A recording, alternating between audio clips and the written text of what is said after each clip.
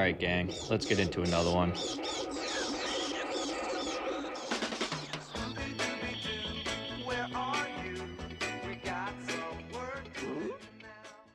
So it's my opinion that every Scooby-Doo episode from the original series is secretly about a real-life mystery, and all the clues found in the children's cartoon can be used to solve them.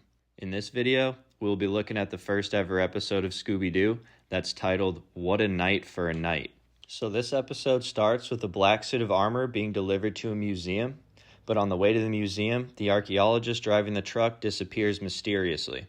The gang finds the suit of armor behind the wheel of the truck, and this leads them to the county museum, where they discover the suit of armor is haunted.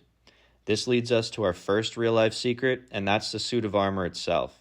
Because this suit of armor, known as the Black Knight in the cartoon, is supposed to represent the armor of Zawiscza the Black, otherwise known as the Black Knight. Zawiscza the Black was born in the late 1300s in Poland and is often referred to as the first knight of Europe. He was a member of the Teutonic Order, taking part in the Battle of Grunwald and later in the war against the Ottoman Empire. He won many tournaments in his time and was one of the most highly respected and well-known warriors of the Middle Ages.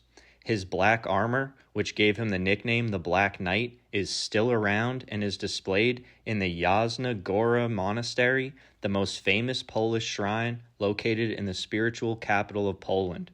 Zawiscza the Black eventually met his end after a battle when he was executed by the Ottoman Turks during the siege of Golubac. And here behind Velma, we see a shield that looks strikingly similar to the real-life coat of arms Zawiscza used in battle. So the next real-life clue we have hidden in the children's cartoon are these paintings that are being copied, and I'm very confident that these are supposed to represent Rembrandt paintings. We can even see here what appears to be one of Rembrandt's famous self-portraits hanging on the wall in the background of the cartoon. And look at that! There are two paintings exactly alike. Are you thinking what I'm thinking? Right, Velma. This just about solves the mystery. What? So the next painting we see being copied is one of a 16th century man and woman. Now it's my strong opinion that this painting in Scooby-Doo is supposed to represent Rembrandt's A Lady and Gentleman in Black, painted in 1633. Just look at this side-by-side comparison and you be the judge.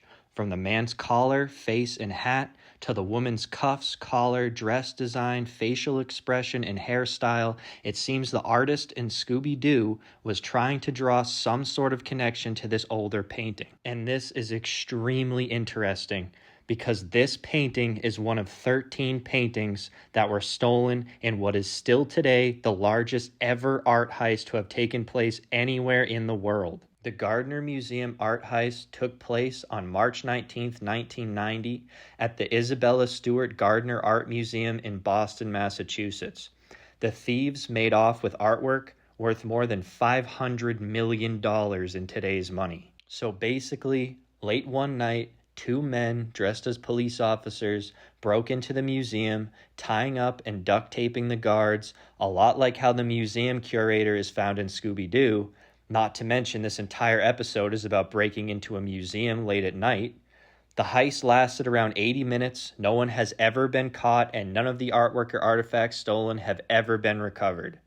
Now, of course, the kicker to this entire secret is that this is the first ever episode of Scooby-Doo and was released on September 13th, 1969. The Gardner art heist didn't even happen until March 18th, 1990, meaning this episode of Scooby-Doo predicted the biggest art heist ever in the world over 20 years before it happened. And now, almost 35 years since the crime happened, all that's left to remember these priceless paintings are the empty picture frames that still hang on the walls of the Gardner Museum, exactly like the museum from Scooby-Doo. Hey, wait a minute. There's a picture missing from the wall. Maybe that's a clue. We better tell the others, right? All right, so now that that's out in the open and out of the way, let's take a closer look at the character of Professor Hyde-White. It's my opinion that this character is inspired by the British-born stage and film actor Wilfred Hyde-White. And in 1936, Wilfred Hyde-White acted in a film literally called Rembrandt, about the life of the 17th century Dutch artist. And for a brief moment in this older film, you can see a painting that Rembrandt is working on. Now, this painting and the background of this older film is definitely supposed to represent the only seascape Rembrandt ever painted, titled Christ on the Sea of Galilee. And this is interesting because this painting was also stolen in the Gardner Museum art heist and is widely considered to be one of the most expensive items ever stolen in human history. Anyone with any information about the Gardner art heist or any of these 13 stolen items should contact the FBI. Unfortunately for me, there's no reward given or any information about what to do if you find out that a children's cartoon predicted the Gardner Museum art heist 20 years before it happened, but whatever.